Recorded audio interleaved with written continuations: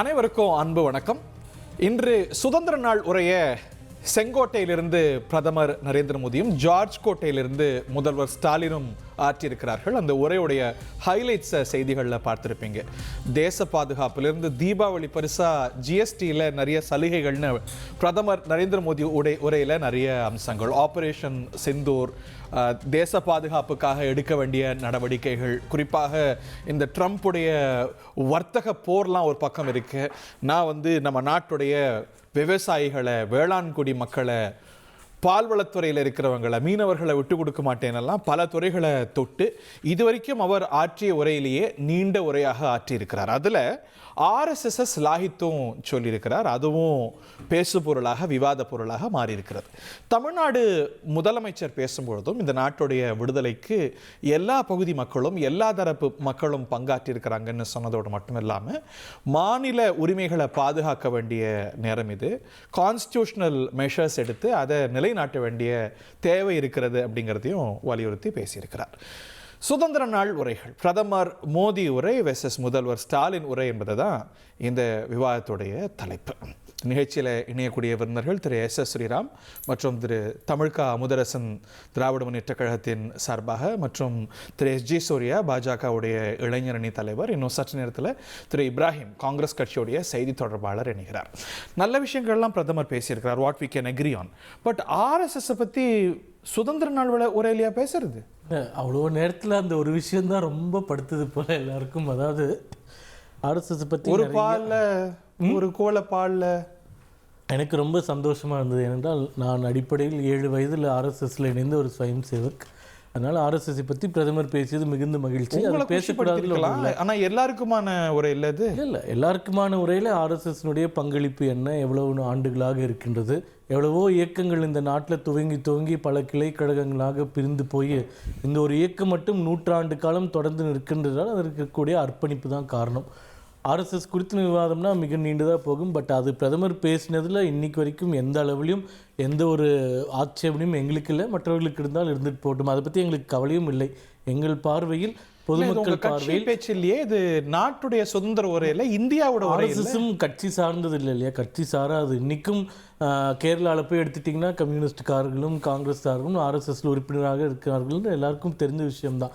இது ஒரு கட்சி சார்ந்து நீங்க கொண்டு போய் பாடி தானே, அது ஒரு சர்ச்சைக்குரிய அமைப்பா தானே பார்க்கப்படுது. அதோட ட்ராக் ரெக்கார்ட் சேர்த்து தானே பார்க்கணும். நீங்க அதாவது எமர்ஜென்சி காலத்தில் எல்லாருமே தான் தடை செய்யப்பட்டார்கள். அப்போ ஆர்எஸ்எஸும் தடை செய்யப்பட்டதுன்னு அதில் ஒரு குறியீட்டில் போடும். அதுக்கு முன்னாடி தடை செய்யப்பட்டது இவர்களே தான் நீக்கினார்கள். நேரு அவர்கள் தடை செய்தார், அவரே நீக்கினார், தவறு என்று புரிந்ததுனால. அதனால் இதை பற்றி நிறைய பேசியாச்சு நம்ம. இப்போ ஆர்எஸ்எஸ் நம்ம ஐயா உட்கார்ந்துருக்காரு, இவர்களுடைய தலைவர் கருணாநிதி அவர்களே ஆர்எஸ்எஸ்ஐ குறித்து அது திராவிடர் கழகம் போல ஒரு சமூக சேவை இயக்கம்னு எங்கள் எதிரிகளே எங்களுக்கு சர்டிஃபிகேட் கொடுத்துருக்காங்க.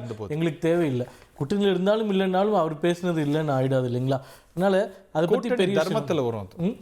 ஆர்எஸ்எஸ் குறித்து பேசியது மிகுந்த மகிழ்ச்சி. 100 ஆண்டு காலம் இந்த நாட்டில் இவ்வளவு அர்ப்பணிப்பு செய்த ஒரு இயக்கத்தை பேசுவது அவருடைய கடமையும் கூட. நூற்றாண்டு இதற்கு முன்பு பேசவில்லை, 100 ஆண்டு ஒரு இயக்கம் கடந்திருக்குன்னா அது பேசியிருக்க வேண்டியது அவருடைய கடமையும் கூட. அந்த கடமையை அவர் ஆற்றி ஆர்எஸ்எஸ் தலைவர் பேசினார்ல, அதுக்கு தான் தொடர்பு இருக்கா? 75 வயசுல நிச்சயமா தொடர்பே கிடையாது. அதே பேசினவர் தான் மோடி அவர்கள் தான் தொடர்ந்து இருப்பாருன்னு ஏற்கனவே சொல்லியிருக்காரு. அது இரண்டாவது. இப்போ நம்ம உரைக்கு வரலாம். இப்போ 2 பேர் பற்றி நீங்கள் பேசுகிறீங்க. இதனுடைய வித்தியாசம் தலைப்பு படி பார்த்தீங்கன்னா, பிரதமர் பேசியது ஒரு ஆப்டிமிஸ்டிக்கான ஸ்பீச். அடுத்து என்ன பண்ணுவோம், இது வரைக்கும் என்ன பண்ணியிருக்கோன்றது. முதல்வர் பேசியது ஒரு பெசிமிஸ்டிக்கான ஸ்பீச். எங்களுக்கு இது கிடைக்கல, எங்களுக்கு அது கிடைக்கல. குறிப்பாக நாங்கள் பள்ளிக்கூடங்கள்லாம் படிக்கும்போது முதல்வர் உரை, பிரதமர் உரை இரண்டுமே நாங்கள் பார்ப்போம். பார்த்து அடுத்த நாள் எழுதிட்டு வர சொல்லுவாங்க, பிரதமர் என்ன பேசினார், முதல்வர் என்ன பேசினார். அப்படி ஒரு பிஞ்சு குழந்தைகள் ஒரு பேச்சை கேட்கும்போது அவர்களுக்கு அடுத்த கட்ட நகர்வை நோக்கி போகக்கூடிய அளவுக்கு ஒரு உத்வேகம் கொடுக்கக்கூடியதாக இருக்க வேண்டும். அங்கே அவங்க இது பண்ணலன்னு ஸ்கூல் டீச்சர் கம்ப்ளைண்ட் பண்ணுற மாதிரி பேசுறது ஏற்றுக்கொள்ள தக்கதல்ல. அது மிக மிக தவறான முன்னுதாரணமாகும். எப்படின்னு நான் உதாரணத்தோடு சொல்கிறேன். இப்போது பிரதமர் பேசும்போது ஒரு ஸ்பீச்சும் நான் 2014 கழிப்பறைகளை பற்றி பேசினார். இன்று 11 கோடி கழிப்பறைகளை கட்டியிருக்கோம். 2015ஆம் ஆண்டு வங்கி கணக்குகளை பற்றி பேசினார். இன்றைக்கி 56 வங்கி கணக்குகளை துவக்கியிருக்கிறோம். 16ஆம் ஆண்டு கேஸ் அறுப்பு பற்றி பேசினார். உஜ்வாலா திட்டத்தை பற்றி இன்று 10 கோடி பேருக்கு வந்து விறகிலிருந்து மீட்டு கேஸ் இணைப்பு கொடுத்துருக்கிறோம். 2018 அனைவருக்குமான ஹெல்த் இன்சூரன்ஸ் பற்றி பேசினார். இன்றைக்கி ஆயுஷ்மான் பாரத் திட்டம் கொண்டு வந்து 55 கோடி மக்கள் பயனடைந்திருக்காங்க. ஏற்கனவே 90 கோடி மக்கள் அதில் திட்டத்தில் உறுப்பினர்களாக இருக்காங்க. 2019ஆம் ஆண்டு அனைவருக்கும் குடிநீர் வழங்குவது பற்றி பேசினார். இன்னைக்கு 13 கோடி வீடுகளுக்கு குடிநீர் குழாய் இணைப்புகளை கொடுத்திருக்கிறோம். அதே போன்ற 370 ஒழிப்பு பற்றியும் பேசியிருக்கிறார். அதை ஒழித்திருக்கிறோம். ஒரே நாடு ஒரே தேர்தல் பற்றி பேசியிருக்கிறார். அதை கொண்டும் வருமா, அதாவது ஒரு டார்கெட் ஃபிக்ஸ் பண்ணி அது சுதந்திர தின உரையில் சொல்லி அது அடுத்து வரக்கூடிய ஆண்டுகளில் அவருடைய ஆட்சி காலத்திலே நிறைவேற்றி ஒரே பிரதமராக திரு நரேந்திர மோடி அவர்கள் மட்டும்தான் இருப்பார் என்பதை நான் வந்து மிக தெளிவாகவும் மிக தைரியமாகவும் சொல்ல முடியும். இப்போது முதல்வர் ஸ்டாலின் பேசினார்னா திராவிட மாடல் அரசாங்கம் அனைவருக்குமான வளர்ச்சியை உள்ளடக்கியது அப்படின்னு இன்னைக்கு உரையில் சொல்லியிருக்கிறார். முந்தானியத்தை நம்ம பார்த்தோம், தூய்மை பணியாளர்களை எப்படி கொடுமைப்படுத்தி அடித்து இழுத்து கைது செய்து அவர்கள் கேட்கக்கூடிய ஒரு நியாயமான ஒரு கோரிக்கையை கூட நிறைவேற்றாமல் சமுதாயத்தில் மிக மிக நலிந்த ஒரு மக்களை கொண்டு போய் அவர்களுக்கு அடக்குமுறையை செலுத்தி அவர்களுடைய நியாயமான கோரிக்கை கூட செய்யாத ஒரு அரசு எப்படி அனைவருக்குமான அரசாக இருக்க முடியும்? இவர் சொல்கிறாரு நிதி வந்து கம்மியாக கொடுத்துட்டாங்க. ஏற்கனவே 1000 தடவை நாங்கள் சொல்லிட்டோம். அதாவது பிரதமர் மோடி உலகத்திலே இந்தியாவை 3வது பொருளாதார நாடாக ஆக்கும் இந்த உரையில் சொல்லியிருக்கிறார். இதே மாதிரியே ஆரம்ப காலத்திலையும் அவர் சொல்லியிருக்கிறார். சிதம்பரம் அவர்கள் வந்து பாராளுமன்றத்தில் கூறிய ஒரு உரையில் சொல்றாங்க $1 trillion எக்கானமி அப்படின்னு ஒரு மாநிலத்துக்கு இலக்கு வைக்கிறதுங்கிறது பெரிய விஷயம் தான் இல்லைன்னு சொல்லாது. கடந்த முறையும் சொல்லியிருக்காங்க. இப்போ 2014ஆம் ஆண்டு கடைசியாக சிதம்பரம் அவர்கள் கொடுத்த பட்ஜெட் உரையில் 2043ஆம் ஆண்டுக்குள் இந்தியாவை 3வது பெரிய பொருளாதார நாடாக கொண்டு வருவோம் அப்படின்னு சொல்லியிருந்தார். இன்னைக்கு பிரதமர் 11 ஆண்டுகளில் அடுத்த 2 ஆண்டுகளில் அதை நாங்கள் சாத்தியப்படுத்துவோம்னு சொல்லும்போது காங்கிரஸ் வைத்த டார்கெட்டோட கிட்டத்தட்ட 15 ஆண்டுகள் முன்னோக்கி இந்தியா வளர்ச்சி வளர்ந்து கொண்டிருக்கின்றது. அது காங்கிரஸ் வைத்த டார்கெட் மட்டுமல்ல, திமுக ஜிடிபி கணக்கு வச்சிருப்பாங்களோ? இல்லை அவங்க ஜிடிபியில் தான் சொன்னாங்க. அவங்க பெர் கேபிட்டல் ஜிடிபிக்கு அடுத்தது இல்லை. ஒன்றுன்னா ஜிடிபியிலே வராமல் எங்கேயோ இருக்கும் 47 கூட அடைய முடியுமான்னு தெரியல. ஜிடிபியில் முதல்ல வந்துட்டோம்ல, அடுத்தது பெர் கேபிட்டலை போல அது இன்னும் சேலஞ்சிங்கான டாஸ்க் தான் இல்லைன்னு சொல்ல. பட் இவங்க ஃபிக்ஸ் பண்ணது ஜிடிபி தான். அப்போது திமுகவும் அப்போ ஆட்சியில் இருந்தாங்க. திமுக காங்கிரஸ் வைத்த டார்கெட்லேருந்து 15 ஆண்டுகள் முன்னோக்கி நம்ம அதை சாதித்திருக்கோம் அப்படின்றத அவருடைய அச்சீவ்மெண்ட்ஸை சொல்றாரு. நேர்மறையாக என்ன சொல்லியிருக்காங்க? எதிர்மறையா மட்டுமே பேசுறது முதல்வர் பேசக்கூடிய விஷயமா அப்படின்றது ஆச்சரியமா இருக்கு. அமுதரசன், எதிர்மறையாக தான் பேசுவேடா சுதந்திர நாளுக்கு? அதாவது சுதந்திர தின விழாவில் பிரதமர் மோடி அவர்கள் இன்னைக்கு மிக நீண்டதொரு உரையை வந்து பேசியிருக்கிறாரு. அதுதான் பெரிய சாதனையாக இன்னைக்கு அவங்க பேசிகிட்டு இருக்கிறாங்க. மோடியினுடைய செயல்பாடுகள்லாம் வந்து இந்த மாதிரி வெறும் ஒன்றுத்துக்கும் உதவாததாக தான் 1 மணி நேரம் பேசினார், 105 நிமிடங்கள் 110 நிமிடங்கள் இப்படி வெற்றி விளம்பரத்துக்காக செய்கிறத தான் சாதனையாக சொல்லுவாங்க. தமிழ்நாட்டினுடைய முதலமைச்சரினுடைய உரை அப்படிங்கிறது மிக தெளிவாக நான் எல்லாருக்குமே இன்றைக்கி பொது இடங்களில் பார்த்துருப்போம், செய்திகளில் பார்த்துருப்போம். இது வரைக்கும் தமிழ்நாடு அரசு என்னென்ன செய்திருக்குது, இதுக்கப்புறம் என்ன செய்ய போகுது அப்படிங்கிற ஒரு கிளியர் ஐடியாவை சொல்லியிருக்கிறாங்க. பிரதமர் மோடி அவர்களுடைய உரை அப்படிங்கிறது கிட்டத்தட்ட 12வது முறை அவர் வந்து கொடியேற்றிருக்கிறாரு. இதற்கு முன்பாக 71லேருந்து நான் வந்து 71வது சுதந்திர தினத்திலிருந்து அவருடைய உரைகள் மொத்தத்தையும் படித்து பார்த்து எடுத்தோம் அப்படின்னு சொன்னால் அவ்வளோமா படிச்சிங்க? ஆமாம், ஹைலைட்ஸு அவர் எடுத்து பார்க்குறோம் அப்படின்னு சொன்னால் எல்லை ஏதாவது சுதந்திர தின உரைகளில் சொன்னதை கூட இது வரைக்கும் அவர் வந்து நிறைவேற்றியதே இல்லை. அவர் இப்போ சொன்னார், போன வருஷம் சொன்னார், அடுத்த வருஷம் சொல்கிறேன், ஒரு ட்ராக் ரெக்கார்ட் சொல்கிறேன். அதாவது 71வது சுதந்திர தினத்தில் பேசினார். கேஸ் இணைப்பு வந்து நாங்கள் எல்லாருக்கும் கொடுத்துட்டோன்னு ஒரு நம்பர் சொன்னார். அது கிட்டத்தட்ட இப்போ வரைக்கும் 3.5 கோடி பேர் வந்து கேஸ் புதுசாக வாங்கினவங்க, ஃபஸ்ட்டு டைம் கனெக்ஷன் கொடுத்தவங்க மறுபடி செகண்ட் டைம் கேஸ் வாங்கலை, அந்த சிலிண்டர் வாங்கலை. அவங்க அந்த இடத்துக்கே போகலை, அது பயன்பாட்டுக்குள்ளே வராமல் மறுபடி விறகுக்கு போகிறாங்க. 6.5 கோடி பேர் கழிப்பறை இல்லாமல் இருக்கிறாங்க இந்தியா முழுக்க.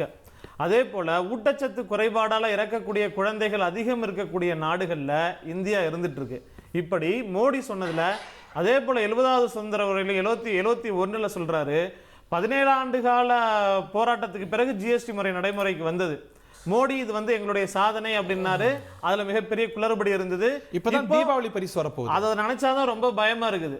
என்ன பரிசு கொண்டு வர போறாரோ அப்படின்னு சொல்லிட்டு ஏற்கனவே கொடுத்த பரிசுகள் எல்லாமே ஏற்கனவே வந்து நிறைய அட்சயதின் பார்த்துடுச்சு இந்தியா.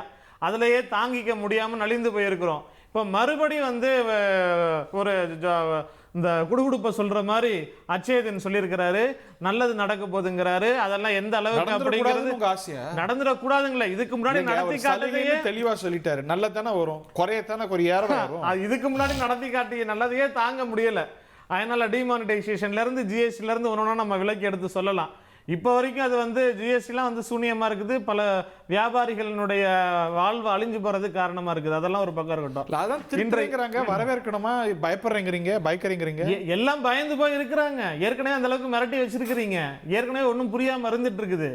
இதெல்லாம் இந்த குளறுபடிகள்லாம் ஒரு பக்கம் இருந்தாலுமே கூட இன்றைக்கு இந்திய அரசியலமைப்பு சட்டத்துக்கே விரோதமாக அந்த மதச்சார்பின்மை சீர்குலைக்கக்கூடிய வகையில, கேள்வி எழுப்பக்கூடிய வகையில இன்றைக்கு ஒரு RSS அமைப்பினுடைய அதை புகழ் பாடியிருக்கிறார். புகழ் பாடுறாருன்னா மோடியினுடைய ஒன்றும் மோடிக்கும் RSSக்கும் இருக்கக்கூடிய அது கோஷ்டி பூசல் கூட இல்லை. அது வந்து ஒரு கேங் வார் மாதிரி நடந்துட்டு இருக்குது. என்னென்ன நடந்துட்டு இருக்குது அப்படிங்கிறத இன்னைக்கு தெல்ல தெளிவா நம்ம பார்த்து அதுவே இல்லைன்னு காட்டிச்சு. அதுதான் என்னென்ன நடந்துட்டு இருக்கு. கைப்புண்ணுக்கு கண்ணாடி தேவையில்லைங்கிற மாதிரி என்னங்க RSS என்னென்ன பேசிட்டு இருக்குது. கடைசியா நடந்த பிரதிநிதிகள் சபை மாநாடு பெங்களூர்ல நடந்தது வரைக்கும் RSS என்னென்ன கேள்வி எழுப்பினுச்சு, மோடி ஆட்சியினுடைய நிர்வாகத்திறன் வரைக்கும் கேள்வி எழுப்பினாங்க. 75 வயதெல்லாம் நீங்களே குறிப்பிட்டு காமிச்சிங்க. அது மிகப்பெரிய டிபேட்டபிளாக ஆனதுக்கு அப்புறம் இல்ல அது மோடிக்கு பொருந்தாது அப்படிங்கிற வரைக்கும் போனாங்க. எல்லாத்தையும் தாண்டி ஒரு நாட்டினுடைய பிரதமர் எல்லாருக்கும் பொதுவானவராக இருக்கணும். நீங்க சிந்தூர் பத்தி பேச வேண்டியது இருக்குது.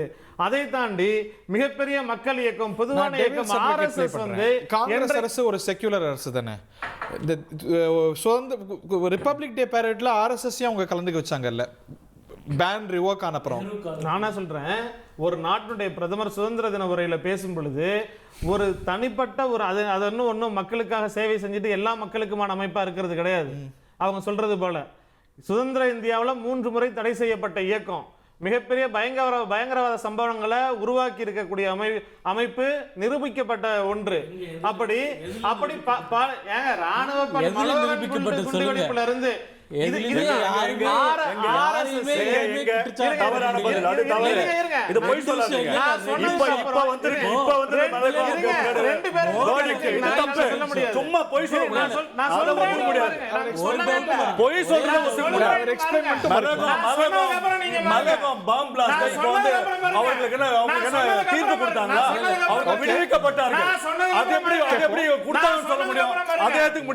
சொல்லவே இல்லை. இருங்க, நீ பொய் சொல்லாதீங்க. நீங்க சொல்லவே இல்ல, பொய்யா சொன்னா அந்த குமா வாழ முடியாது. எந்த குற்றச்சாட்டிலும் யாரும் சம்பந்தப்படவில்லை. எங்க உங்க தலைவர் கருணாநிதிக்கு போய் சொல்லுங்க. உங்க தலைவர் கருணாநிதிக்கு போய் சொல்லுங்க. மிகப்பெரிய தலைவர் கருணாநிதி அவருக்கு போய் சொல்லுங்க. பேச விடுங்க, அதுக்கு அப்புறம் நீங்க பேசுங்க. RSS உடைய நிலைப்பாடே இதுதான். எதுக்காவது அக்கவுண்டபிளா எடுத்திருக்காங்களா? எதுக்காவது உரிமை கோரி இருக்காங்களா? எதுவா இருந்தாலும் செய்ய வேண்டிய அத்தனை அயோக்கியத்தனங்களையும் செஞ்சுட்டு அதுக்கப்புறம் கேள்வி கேட்கும் பொழுது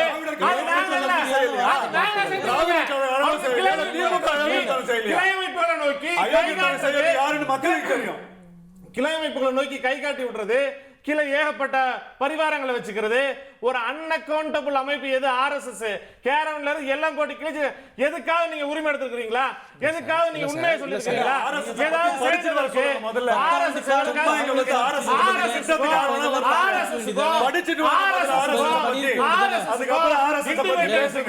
என்ன சம்பந்தம் இருக்கு? ஒரே ஒருத்தர் வந்து என்ன சாவர்கர் வந்து இந்தியா சுதந்திரத்துக்காக போராடினாரா? மன்னிப்பு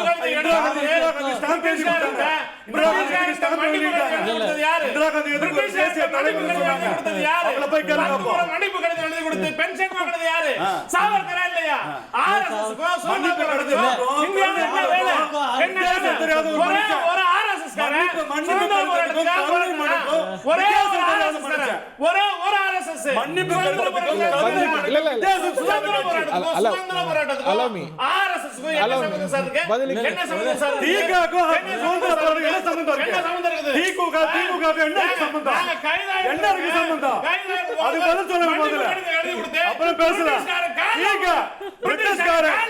உங்க பெரியார் என்ன சொன்னாரு? பிரிட்டிஷ்காரன் பெரியார் என்ன சொன்னாரு? சாவர்கர் மாதிரி மெட்ராஸ் அங்கிருந்து ஆளுநர் கொடுத்துட்டு அடிமை கூட்டம் நீங்க.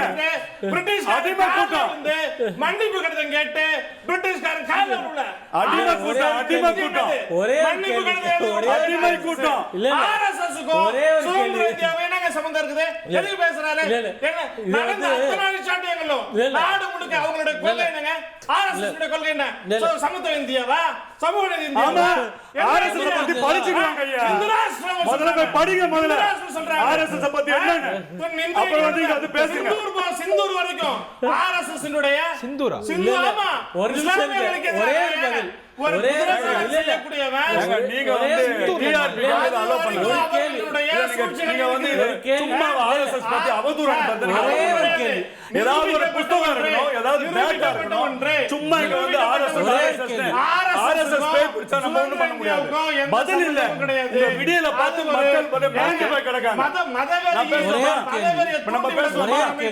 மதவெறியை தூண்டிவிட்டு அதன் மூலமா அரசியல் செய்யக்கூடிய சூர்யா, இல்ல, இல்ல. இந்திரா ஒரே counter தான். உங்கள்ட்ட மீண்டும் ஒரு counter அதாவது RSS குறித்து தேவை இருக்குது. RSS குறித்து நெஹ்ரு அவர்கள் காலத்திலிருந்து தூற்றப்படாத அமுதரசன் அண்ணாவுடைய தூற்று வந்து எங்களை எதுவும் செய்து விடாது. ஒரு நிமிஷம் இருங்க, இல்ல இல்ல எங்களை ஒன்றும் செஞ்சிடாது. இரண்டு கேள்விகள் தான். ஒரு நிமிஷம் இருங்க. பதில் சொல்லுங்க. அதாவது RSS ஒரு நல்லிணக்கம் தொண்டர்கள் போய் சொல்லணும்னு ஏன் முரசொலியில் எழுதுனீங்க? சமூக ஆர்வலர் திமுக தொண்டர் ஒருவரும் போய் வீடு வீடாக சென்று RSS ஒரு நல்ல இயக்கம் சொன்னது ஏன் இல்ல இல்ல ஏன் சொன்னாரு? அவரை போய் திட்டாரா இவரு? ஒரே நிமிஷம் இருங்க. இப்ப கலெக்டர் திட்டாரா இவரு இங்க உட்கார்ந்து? இவர்களுடைய வரலாற்று ஞானம் எவ்வளவு நல்லா இருக்குன்னு பாருங்களேன்.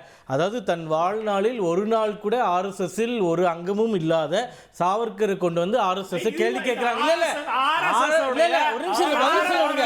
பதில் சொல்லுங்க. பதில் சொல்லுங்க. வச்சு ஓட்டு முடியாது. இல்ல ஒரு மணி நேரம் இருக்கு. இல்ல ஒரு நிமிஷம் இருங்க. ஒரு மணி நேரம் RSS பத்தி இல்ல இது. உலகத்திலேயே ஒரு எந்த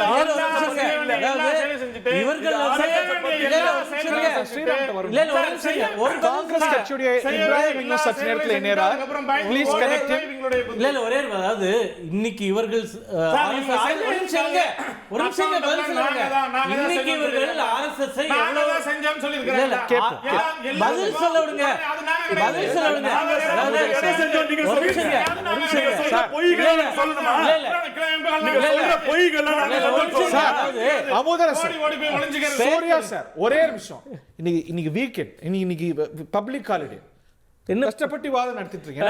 நான் வாக் அவுட் இல்ல அதாவது அமைதியா இருக்கு ரெண்டு பேரும். நான் என்ன சொல்றேன்னா, இவர்கள் RSS இயக்கத்தை எவ்வளவு தூற்றுகிறார்களோ அதை விட அதிகமாக RSS இயக்கத்தை தூற்றியவர் சாவர்கர். இதுதான் வரலாறு. அவர் ரெண்டு பேரும் ஒரே இயக்கம்னு சொல்றதே இவர்களுடைய வரலாற்று ஞானத்தை. இரண்டாவது, சுதந்திரத்தை பத்தி திமுக காரர்கள் பேசுவதோட ஏதாச்சும் ஒரு நகைப்பு இருக்கா? சுதந்திர தினத்தை கருப்பு தினமாக கொண்டாடிய தேச விரோத சக்திகள் இவங்க எங்களை வந்து சுதந்திரத்துக்கு பாடுபட்டீங்களான்னு கேட்டாங்க. சுதந்திர தினத்தை கருப்பு தினம் என்று சொன்னவர்கள் இன்னைக்கு தேசபக்தி பேசுறாங்க. அழிவு சக்திகள் கையில் எடுக்கும் பொழுது அது கேள்விக்குறியான ஒண்ணுதான். அமுதரசன், நீங்க வந்து RSS உடைய இண்டிபெண்டன்ஸ் மூவ்மெண்ட் ட்ராக் ரெக்கார்டை கேள்வி எழுப்புறீங்க. அவங்க பதிலுக்கு திராவிட இயக்கத்துடைய இண்டிபெண்டன்ஸ் மூவ்மெண்ட்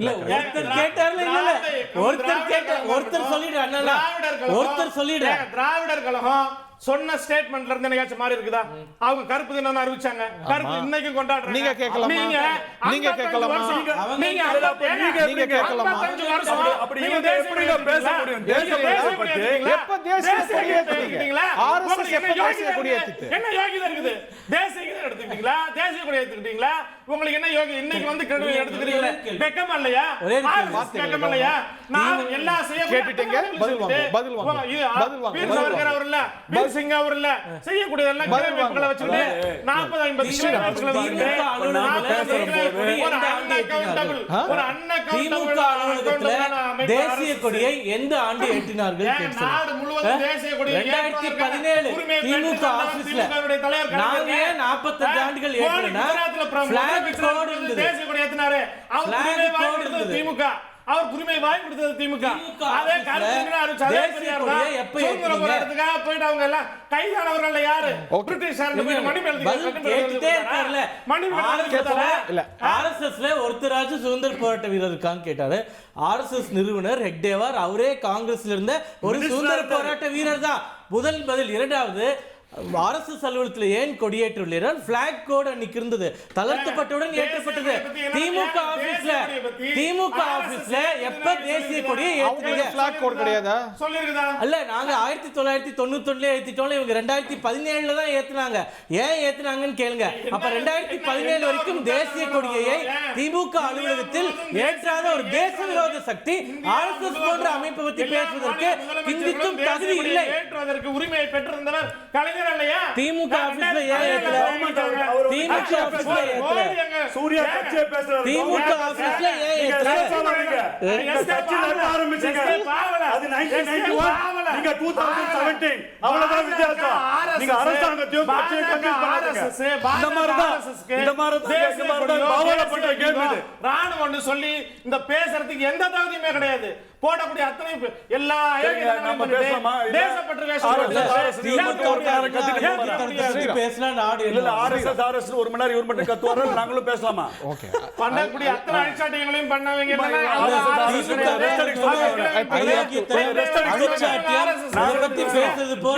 டிபேட் எக்ஸ்பேண்ட் பண்ணணும். இந்த ஆர்எஸ்எஸ் பஞ்சாயத்து முடிஞ்சிருச்சுல்ல, அடுத்த விஷயத்துக்கு போயிடும். SRS இப்ராஹிம் அவர்கள் நம்மிடையே இணைகிறார். அவரை நிகழ்ச்சிக்கு வரவேற்கிறோம். சிலிர் பூட்டலியா பிரதமருடைய உரை எவ்வளவு தொலைநோக்கு திட்டங்கள், பாதுகாப்பு துறையிலே ஆகட்டும், இல்லை பாகிஸ்தானுக்கு கொடுத்த எச்சரிக்கையிலே ஆகட்டும், சிந்து நதியில இந்தியாவுடைய உரிமையை நிலைநாட்டி பேசியதாகட்டும், சிலிர் பூட்டலியா அதுல நிறைய ஒரு தொலைநோக்கு பார்வை கொண்ட உரையா பிரதமர் உரையை நீங்க பார்க்கலையா இப்ராஹிம்? அதாவது இந்த உரையை ஆரம்பிப்பதற்கு முன்பாக இன்றைக்கு சுதந்திர தின விழா.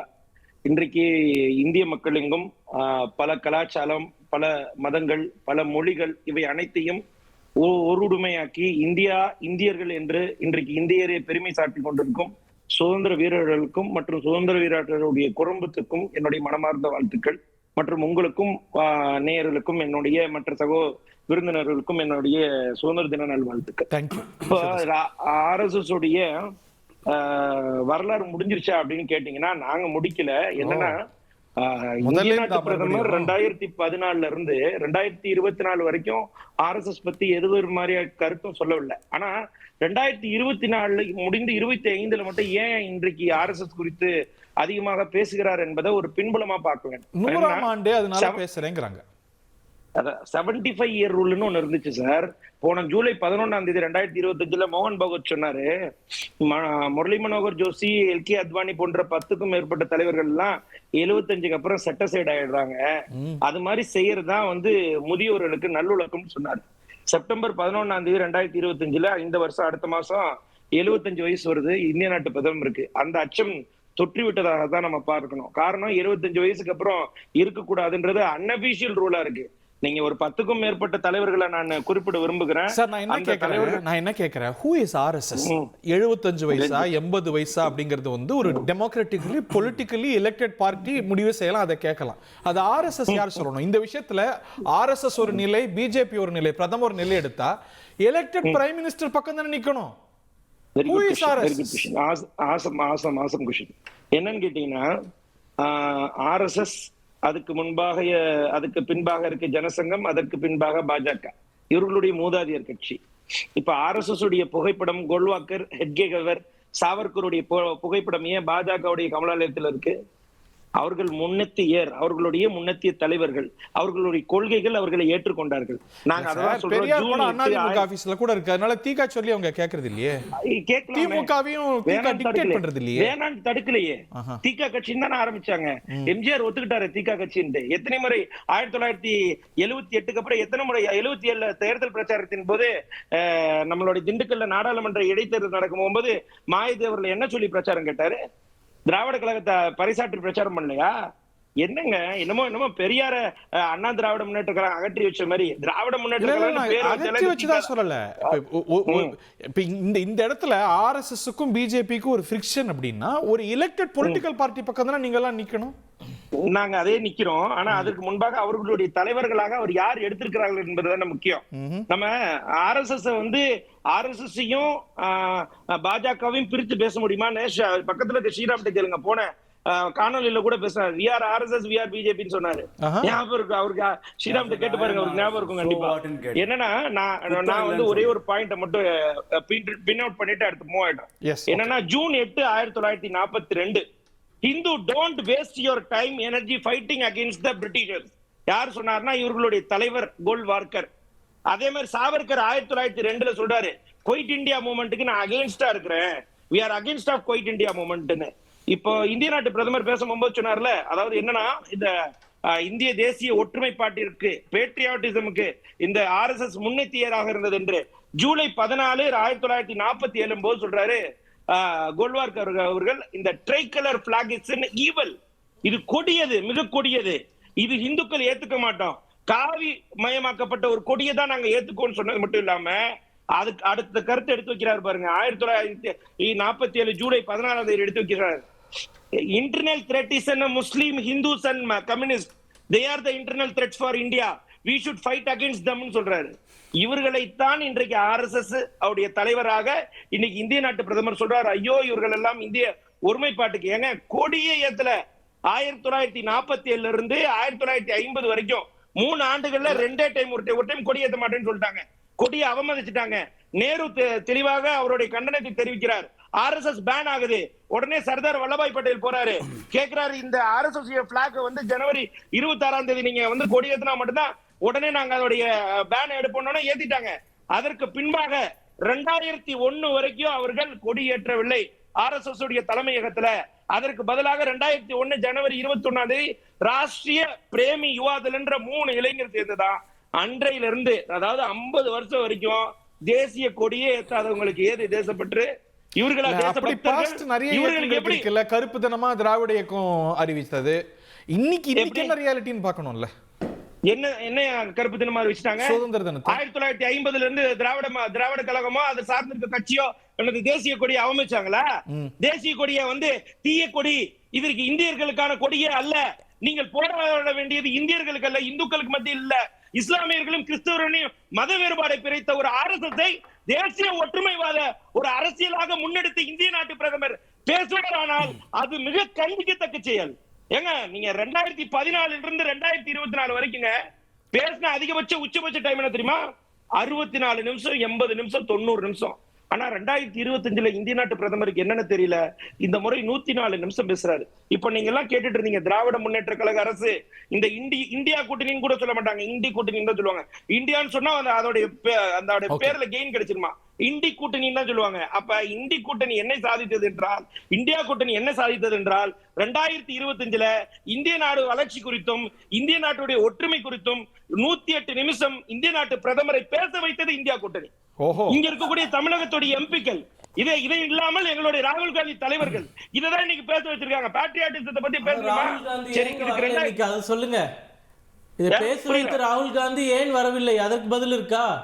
ராகுல் காந்தி தலைவர் அவர்கள் எங்களுடைய கட்சி ஆபீஸ்ல வச்சு கொடியேத்தினாரு, மலையில நனைஞ்சாருங்க. வீடியோ ஆதாருக்கு போய் கட்சி ஆபீஸ்ல எதிர்கட்சி தலைவரா இருக்கக்கூடியவர் நிகழ்ச்சிக்கு எல்லாரும் வரும்போது வராம கட்சி தான் முக்கியம்னா அப்ப நாடு முக்கியம் இல்லையா? எதிர்கட்சி தலைவர் ரோல் எப்ப பண்ண போறீங்க? காங்கிரஸ் கட்சி தலைவர் ரோல் தான் பண்ண போறீங்களா? மக்கள் கிட்ட சொல்லுங்க, எதிர்கட்சி தலைவர் ரோல் எனக்கு முக்கியம் இல்ல, என் காங்கிரஸ் கட்சி தான் முக்கியம், நாங்க சுதந்திர தின உரைக்கு வரமாட்டோம், அழைப்பு விடுத்து முதல் பந்தியில இருக்கைகள் கொடுத்து வரமாட்டோம் சொல்லுங்க.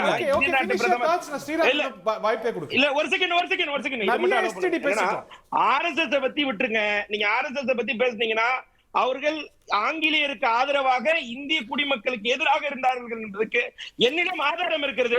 வேண்டுமானால் ஆதாரத்தை ஒவ்வொரு இடத்திலும் போட்டு வைக்கிறேன். ஆர்கனைசர் இதுல இருந்து நானே ஆரம்பிச்சு நிறைய பேசிட்டோம். அதை தாண்டி இந்த உரையில நிறைய விஷயம் இருக்குல்ல, தமிழ்நாடு முதலமைச்சர் உரையில இருக்குல்ல, we have to focus on that too. 2023 Hari ஒரு செகண்ட் 2023 இந்திய நாட்டு பிரதமருடைய இதே சுதந்திர நாளுடைய பேச்சை எடுத்து திரும்பி பார்க்கணும். என்னன்னு கேட்டீங்கன்னா 130 கோடி மக்களுடைய வறுமையை நாங்கள் நீக்கி விட்டோம்னு சொன்னார் 2023. 2022 என்ன சொன்னார்? 100 கோடிக்கு இன்ஃப்ராஸ்ட்ரக்சர் பிளான் வந்துரும் சொன்னாரு. இன்னும் 4 வருஷம் ஆச்சுங்க, இன்னும் வரல. 130 கோடி மக்களை நாங்கள் வறுமையிலிருந்து மீட்டோம்னு சொன்னாரு. 2013 global index global hunger index உடைய ரேட் 63, 2025 113வது இடம். உலக பசியீட்டு குறியீட்டு எண்ணில 2013 63வது இடத்தில் வைத்திருந்த இந்தியாவை 113வது இடத்தில் கொண்டு வந்து வைத்தது பாஜக அரசு. அதை தான் நாங்க கேள்வியா இருக்கிறோம். இன்னொரு கேள்வி கேட்கிறோம். 88 கோடி பேருக்கு ஃப்ரீ ரேஷன் சொன்னீங்கல்ல, 88 கோடி பேருக்கு ஜனவரி 11ஆம் தேதி 2023 ஃப்ரீ ரேஷன் கொடுக்குறோம்னு சொல்றீங்க. ஒரு பக்கம் என்ன சொல்றீங்க, 100 கோடி பேரை வறுமையில இருந்து மீண்டுட்டாங்கன்றீங்க. 88 கோடி பேருக்கு ரேஷன் கொடுக்கிற அளவுக்கு தான் இன்றைக்கு கோதுமையும் அரிசியும் ஃப்ரீயா கொடுத்தா வாங்குற அளவுக்கு தான் இன்றைக்கு இந்திய குடிமக்கள் இருப்பார்கள். ஆனால் நீங்க சொல்றது பொய். அப்படி இல்லைன்னா நீங்க கொடுக்கவே இல்லை, பொய் சொல்றீங்க. ரெண்டுக்குள்ள ஒண்ணு தானே பொய். அப்போ தொடர்ந்து 10 ஆண்டுகளாக பொய்யை மட்டும் சுதந்திர தின நாட்களில் சொல்லி வருகிறார் பிரதமர் அவர்கள். ஸ்ரீராம், உங்களுடைய முதல் கருத்து. முதல்ல மக்களுக்கு சுதந்திர தின நல்வாழ்த்துக்கள். அதாவது பிரதமர் வந்து 102 நிமிஷம் பேசினாரு அப்படின்னாரு. 103 வருஷம் 104 நிமிஷம். ஏன்னா அவ்வளோ நாட்டுக்கு பண்ணியிருக்காரு சொன்னார். நேரு வெறும் 13 நிமிஷம் தான் பேசியிருக்காரு, அவரோட லோவஸ்ட்டு. இந்திரா காந்தி இந்திரா காந்தி அம்மா 15 நிமிஷம் தான் பேசியிருக்காங்க. இவங்க 2 பேரும் நாட்டுக்கு ஒன்றும் பண்ணல, அதனால பேசுறதுக்கு எதுவும் இல்லை. இவர் பண்ணுறதுனால இவ்வளோ பேசுகிறாரு. அன்பர் சொன்னார், பிரதமர் இதை சொன்னார் செய்யலன்னு. விடியல்னு வந்துட்டு தெரியாது, என்ன செய்யறோமோ அதை பொறுத்து தான். விடியல் இன்னைக்கு மக்கள் வந்து இந்த விடியல் பயத்தில் இருக்காங்க பாருங்க. அந்த விடியல் என்ற வார்த்தையை அவங்க கேட்கக்கூடாதுன்னு எதிர்பார்க்கறாங்க. விடியல் என்ற வார்த்தையே அவங்களுக்கு கேட்கறதுக்கு அவங்களுக்கு பிடிக்கல. அந்த மாதிரி ஆயிப்போச்சு. 2 பேரும் அவங்களுடைய பெரிய தலைவர்களை வந்து அவமதிக்கிறாங்க, தப்பா பேசுறாங்க. எந்த தலைவர்கள்? மேடம் இந்திரா காந்தி அவர்கள் வீர் சாவர்கருக்கு ஸ்டாம்ப் ரிலீஸ் பண்ணாங்க. ஒரு நாட்டின் மிகப்பெரிய குடிமகன், மிகப்பெரிய ஒரு சுதந்திர போராட்டத்திற்கு பாடுபட்டவர்னு சொல்ற மேடம் இந்திரா காந்தியை இவர் அவமதிக்கிறாரு. இப்ராஹிம் அவர்கள் பிரதர் வந்து முரசொலியில ஆர்எஸ்எஸ் ஒன்றும் ஒரு மத சக்தி இல்லை, மதவாத அமைப்பு அல்ல, அது ஒரு சோசியல் ஆர்கனைசேஷன், சமூக ஒரு அமைப்பு. திமுக தொண்டன் ஒருவரும் எல்லா வீட்டுக்கும் போய் சொல்லணும்னு சொன்னது. இப்போ இவருக்கு 2 தலைவர்களையும் இவங்க 2 பேரும் அவமதிக்கிறாங்களா, இல்ல அந்த 2 தலைவர்கள் சொன்னதை இவங்க 2 பேரும் ஏத்துப்பாங்களா, ஏத்துக்க மாட்டாங்களா? ஆர்எஸ்எஸ் கேரளாலையும் கிட்டத்தட்ட சொல்லிடுறேங்க, கிட்டத்தட்ட 1000 உயிர்களை கொடுத்து இந்த நாட்டை காத்து இருக்கிறது ஆர்எஸ்எஸ். 1000 உயிர்கள் போயிருக்கு. ஆர்எஸ்எஸ் தொண்டனாக இருப்பதே அவ்வளவு எளிதல்ல. எவன் வேணாலும் ஆர்எஸ்எஸ் இருக்க முடியாது. தேசபக்தி இருக்கிறவனால தான் ஆர்எஸ்எஸ் இருக்க முடியும். பயம் மரியாதையும் தான் ஆர்எஸ்எஸ் இருக்க முடியும். பயந்து ஓடுறவன் ஆர்எஸ்எஸ் ஆளா இருக்கவே முடியாது. ஆர்எஸ்எஸ் இருக்கிறதுக்கு ஒரு தனி தெம்பு வேணும், ஒரு தனி தைரியம் வேணும், ஒரு பெருமை வேணும். இல்லாதவர்களுக்கு ஆர்எஸ்எஸ் பத்தி தெரியாது. அதை விடுங்க. நான் இப்ப தமிழ்நாடு பத்தி சொல்லிடுறேன். நான் வந்து தமிழ்நாடு ரொம்ப ஈஸிங்க. சுதந்திர தினம் ஒரு கருப்பு தினம் சொல்றது ரொம்ப ஈஸி. அவங்க தீகார் அழகா சுதந்திரம் ஒரு தனி சுதந்திரத்தை ஒரு கருப்பு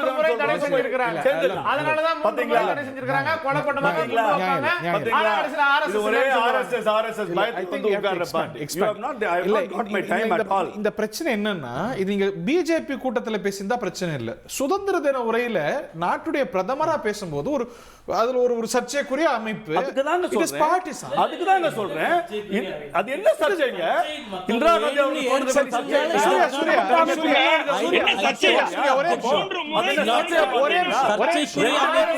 காந்தி சுதந்திர தின உரையில இன்றைய சுதந்திர உரையில தீகாவை பத்தி முதல்வர் பேசினா நீங்க விமர்சிக்காம விட்டுறீங்களா? நிமிஷம் பேசின பிரதமர் கிட்ட ஒரு 20 செகண்ட் பேசுறீங்களா? அது உள்நோக்கத்தோட தான பண்றீங்கன்னு அர்த்தம். 103 நிமிஷம் எத்தனையோ சுயசார்பின்மை பத்தி பேசிருக்காரு, இளைஞர்கள் பத்தி பேசிருக்காரு, பாதுகாப்பு தன்மை பத்தி பேசிருக்காரு. எத்தனையோ விஷயத்தை பேசின பிரதமரை நீங்க வெறும் அந்த ஆர்எஸ்எஸ் மட்டும் எடுத்துட்டீங்கன்னா அது என்ன அஜெண்டா? நம்ம தமிழ்நாட்டுக்கு வந்துருவோம். தமிழ்நாட்டுக்கு மாநில உரிமை நமக்கு ஸ்லேட்ல ஒண்ணும் இல்ல. பல விவாதத்துல இங்கே உட்கார்ந்து சொல்லியிருக்கேன். ஸ்லேட்ல ஒண்ணும் இல்ல. மாநில உரிமை, கவர்னர், அப்புறம் ஏதோ ஒரு 4 விஷயம் ஒன்று வச்சிருப்பாங்கல்ல, அதே ஓட்டிட்டே தான் இருப்பாங்க. அப்படியா? ஏன்னா நீட்டு, ஏன்னா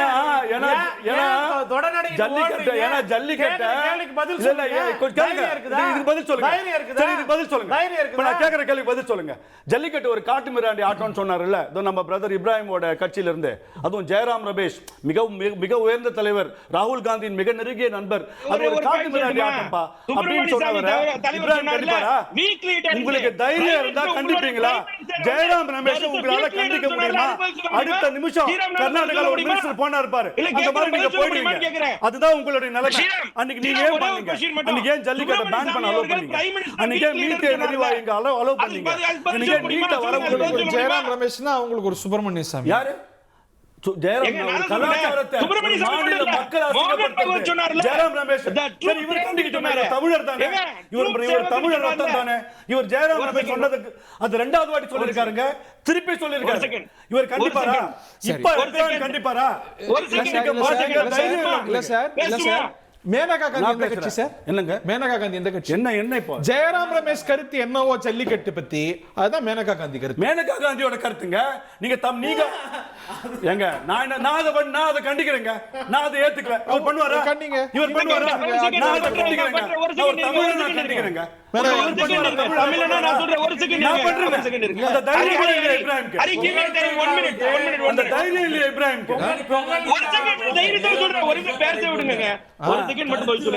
ஜெயராம் ரமேஷ் சொன்னாலும் சரி, யாரு சொன்னாலும் சரி,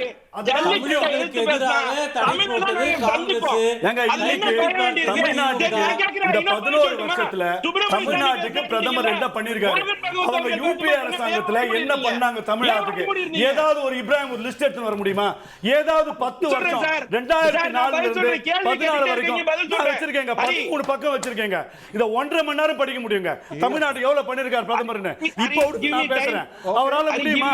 யார் வேணா வந்து உட்கார்ட்டோம், சேலஞ்ச் பண்ற பேசுறதுக்கு வர முடியுமான்னு கேளுங்க பார்க்கலாம். ஒரு செகண்ட் இருங்க, நீங்க வர முடியுமான்னு பாருங்க. ஜூன் 8ஆம் தேதி ஹோம்வொர்க் பண்ணிட்டு வர சொல்லுங்க. தாங்க முடியலங்க. கொஞ்சம் இருங்க பிரதர், ரொம்ப முக்கியமான விஷயம். இவங்க வந்து சொன்னதை செஞ்சுட்டோம், சொன்னதையும் செய்யல, செய்ய மாட்டோம் சொன்னதையும் செஞ்சுட்டாங்க.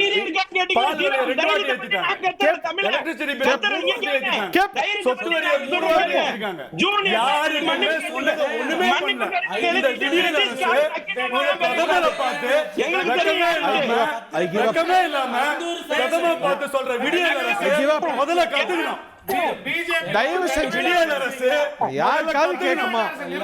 பிரதமர் கிட்ட கத்துக்காங்க, நிர்பந்திக்கிறது. அதுக்கப்புறம் பிரதமரை பார்த்து கத்துக்காங்க. மின்சாரத்துறை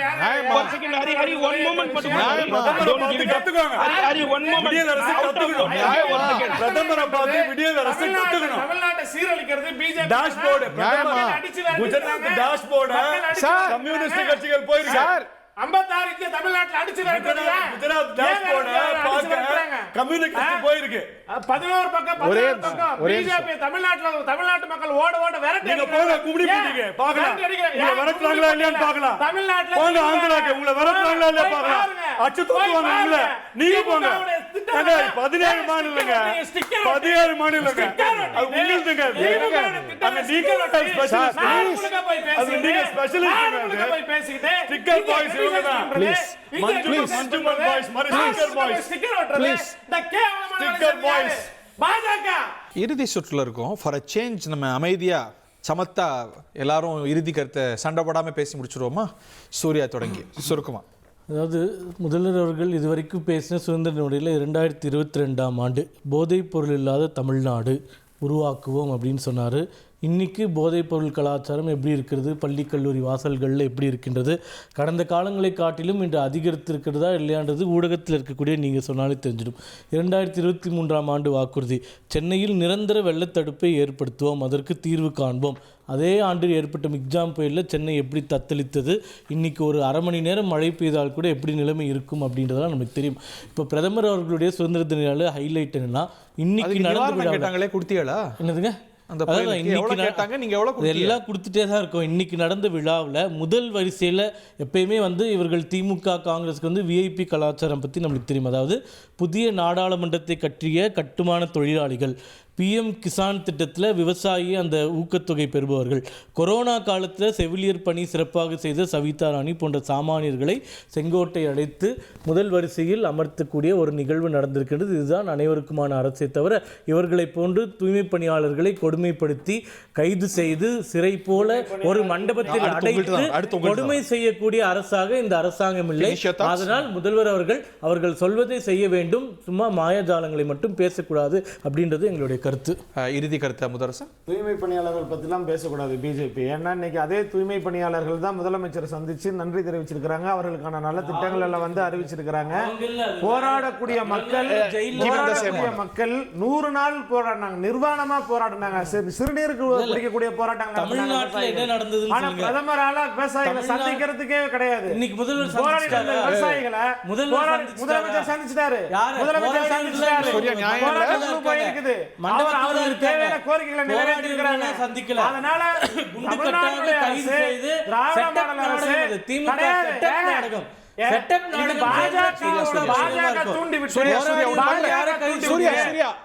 பேசி முடிச்சப்போ ஒரு 30 செகண்ட்ஸ் எல்லாமே போய் பேசினா என்ன பண்றது? பேசி முடிச்சப்போ பாருங்க, ஒண்ணு கூட உண்மை கிடையாது. அவர் பேசி முடிச்சப்போ பாருங்க, பேசுவது எல்லாம் பொய்யை தவிர வேற ஒண்ணுமே இல்லை. எதுவுமே புரியாதுங்க நேயர்களுக்கு. இல்ல, போராடியதை எப்ப பார்த்தார் முதல்வர்? அவங்க வேற யாரையோ சந்திக்கிறதுக்கு முடிச்சப்பறம் தர விவசாயிகளை வண்டி ஏற்றி கொண்டவனுக்கு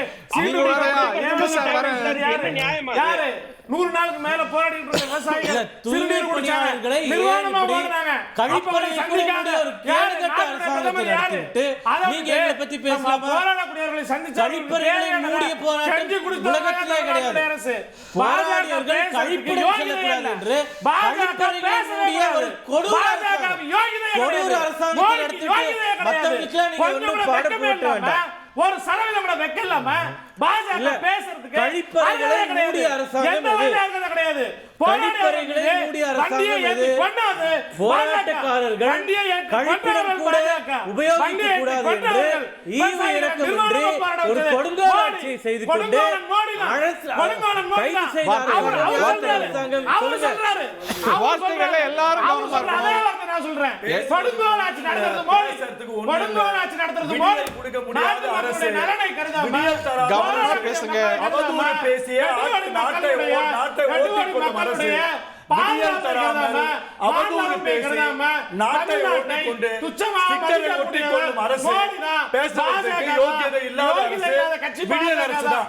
பாஜக இல்லாத அரசு விடியல் அரசு தான். யோகியதை இல்லாத கட்சி பாஜக, யோகியதை இல்லாத கட்சி விடியல் அரசு. கொடை நடுங்கி நரேந்திர மோடி வார்த்தைகளை மோடி பர்சனலா போக கூடாது, தப்பு. நான் கண்டிக்கிறேன். நாளைக்கு டெல்லி போவீங்க. டெல்லி ஓடுறது நியாயம் இல்ல, நியாயம் இல்ல, நியாயம் இல்ல, நியாயம் இல்ல. It is not fair. டெல்லிக்கு ஓட It is not fair. It is not fair. It is not fair. It is not fair. மக்கள் பார்த்து வருகிறாங்க. No, thank you. Sir, sir, sir, sir, sir. Sir, thank you, thank you, thank you. All the mics off. எல்லா mic அடைங்க. இல்ல, I'm sorry I failed. இல்ல, I'm sorry. Only I'm on air. என்னால சரியா அதை moderate பண்ண முடியல. It could have been better. மக்கள் பார்க்கறாங்க, நீங்க பேசுனதுல எவ்வளவு புரிஞ்சிருக்கும் கூட தெரியல. ஏற்றுக்கொள்ள முடியாதுங்க. நீங்க யார் பேசினது ஏற்றுக்கொள்ள முடியாது. You are all senior people. You are all senior people. நீங்க எல்லாம் let people judge.